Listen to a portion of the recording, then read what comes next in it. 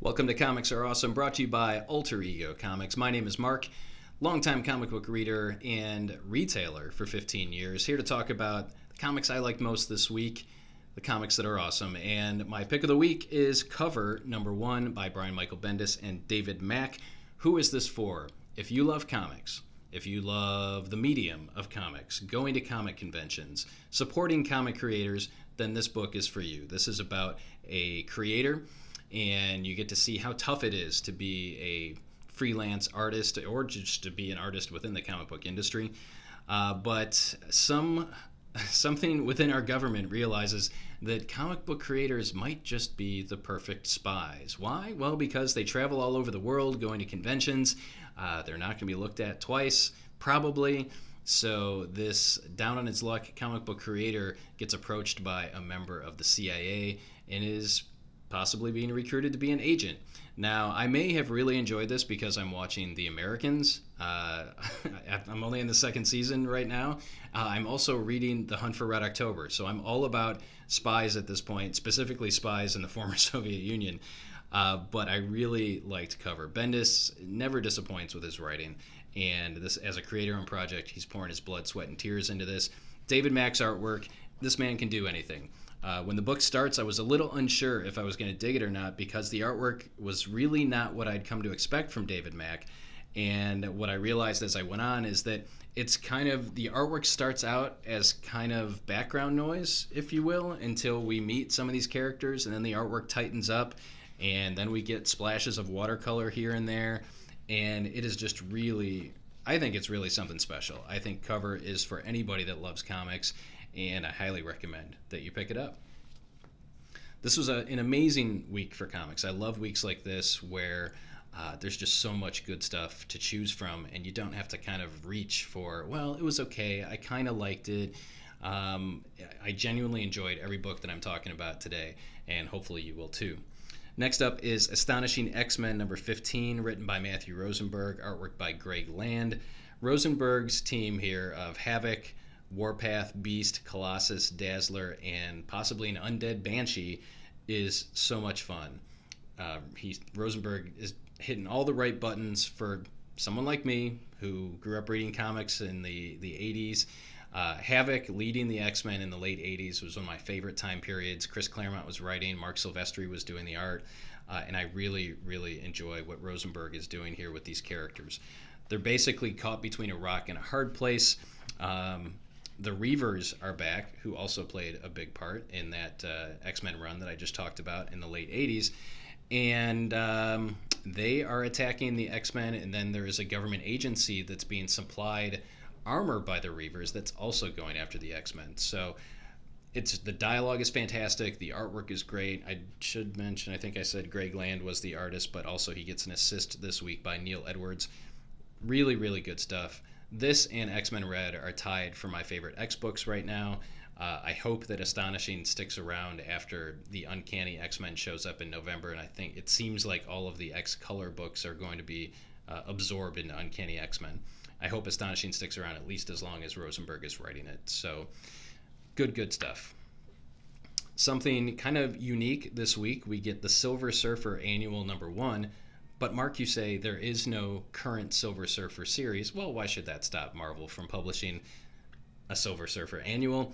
And I'm glad they did. This is written by Ethan Sachs, who is doing an amazing job over on Old Man Hawkeye, and artwork by Andre Lima Arujo.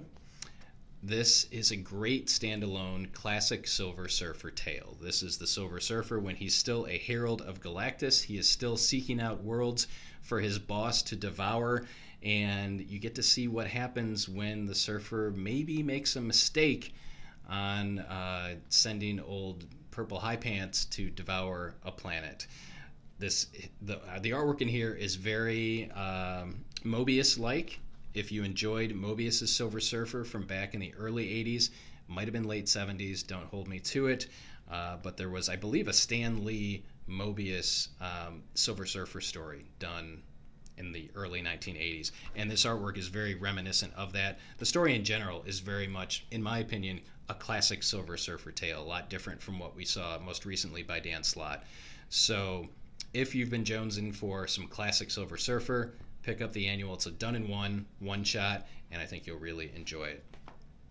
2 books from Donny Cates here. Death of the Inhumans #3 is the first. This has been a dark, mysterious, ominous book where Inhumans are dropping like flies. Black Bolt has now been captured by a rogue faction of the Kree that basically want to enslave all of the Inhumans. And just the accomplishment that Cates does here, making me care about the Inhumans. I normally don't care. I've been reading comics for over 30 years.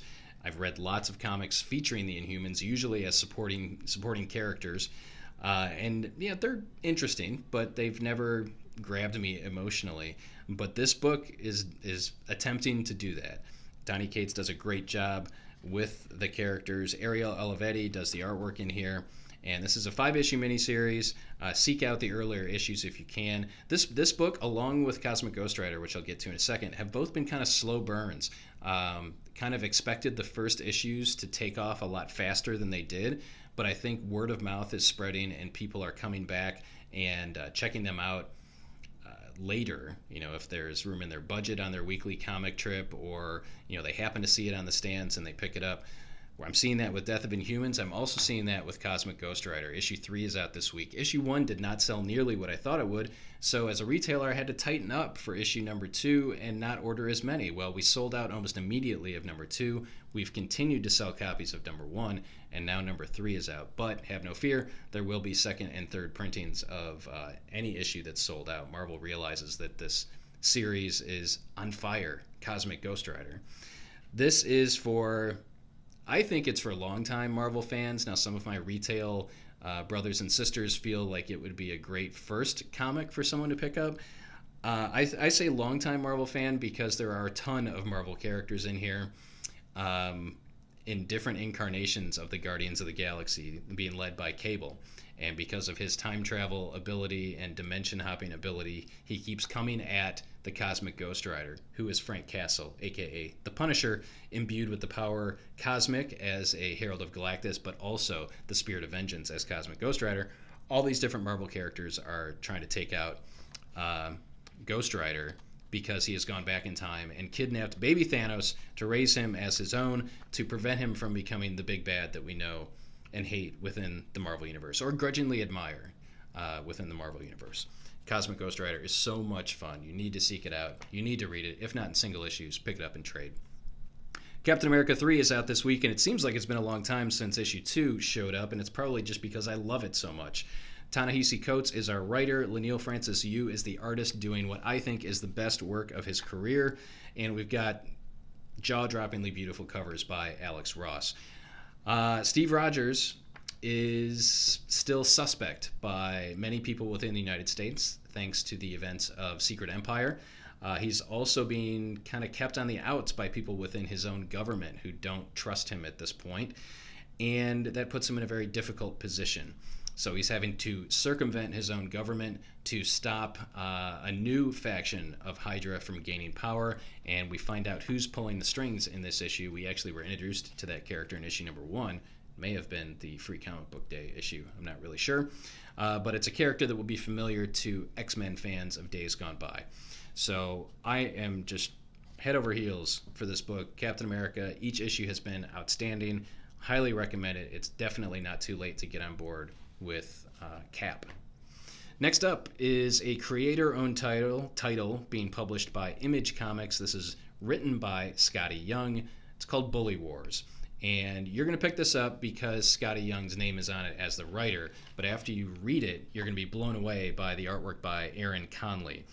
And who is this for? This is definitely not as adult as I Hate Fairyland, which is Scotty Young's other creator-owned book over at Image, where he writes and draws about a little girl who's trapped in fairyland and never ages, but her vocabulary does.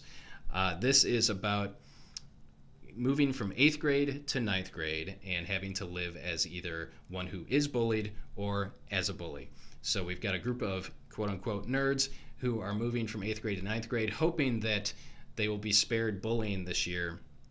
But on the very first day, they still encounter Rufus, who is the bully of their middle school days. But Rufus discovers that he is not the big man on campus anymore. There are even bigger bullies. In fact, there's something called the Bully Wars, and Rufus is such a small fish in a big pond that he wasn't even invited to participate in the Bully Wars, and that's got him feeling a little down. So what happens when the bully gets bullied? What happens when the nerds need help from a bully? You'll find out in Bully Wars. This was all kinds of fun. It's funny. It's relatable as anyone who's ever been a bully or been bullied. The artwork, as I mentioned, by Conley is outstanding, and it's being billed as an all ages book. I would say 10 and up on this one, but do not overlook Bully Wars this week. Batman number 4, Batman 54, scratch that, written by Tom King, artwork by Matt Wagner. This is a standalone story called Shadows of the Past, focuses on the relationship between Dick Grayson and Bruce Wayne. The flashback portions of this story take place what I assume to be the first week of Dick Grayson living with Bruce Wayne after his parents are murdered. And the present day stuff is happening in present day. So in the past, we see how Dick is really has his emotions all pent up, and he does not want to be living in Wayne Manor. He's very angry about the death of his parents, and he's pushing back against Bruce and Alfred. In the present day, we see Batman, Bruce Wayne, pushing back against Dick Grayson as Dick is there to try and support his friend, his mentor, his father figure, who was left at the altar by Selina Kyle, a.k.a. Catwoman. And Bruce, being Batman, is very stoic, is very strong, is keeping his emotions close to his Kevlar vest. And Dick is there saying, hey man, I'm here if you need me. Do you want to talk? This couldn't have been easy. And Bruce, you start to see a little bit of crack in the, you see a little bit of Bruce's crack. There's a crack in the facade, and he quickly regains his composure, but you can tell that he's grateful that Dick Grayson is there, that Nightwing is there. And I do want to mention that this is kind of not a primer, but a prelude to what's coming next. I did mention this is a standalone issue. It is a standalone issue. But what's coming next in issue number 55 is going to rock Batman's world, even more than it's been rocked before. And I can't say any more than that. I've had a chance to read most of the issue. There were some pages that were redacted by the powers that be, but something big is going to go down in issue number 55, so make sure you have it on your pull list at your local comic shop. Finally, Avengers number 7, written by Jason Aaron. Amazing artwork by Sarah Pichelli. I must say I was not blown away by the first story arc in Avengers, probably because I don't give a rat's ass about the Celestials. I just don't. I've never cared about the Celestials. So to have the Avengers take them on in the first arc just didn't work for me. But I came back because the story arc is now over, we're moving on, and this is all about the origin of the very first Ghost Rider. So we get to meet this young cave boy who maybe is a little bit different than the other cave people.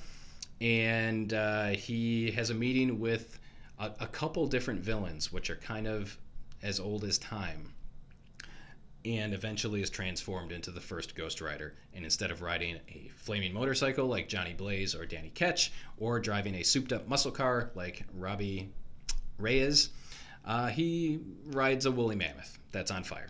And that's been actually shoots fire out of his snout, so that's kind of cool.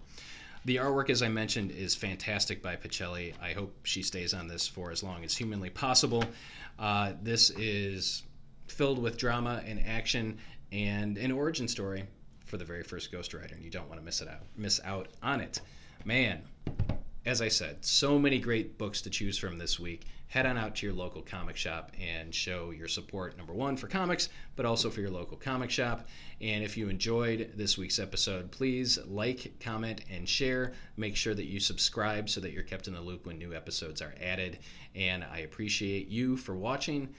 Go read some comics, and I'll see you again real soon.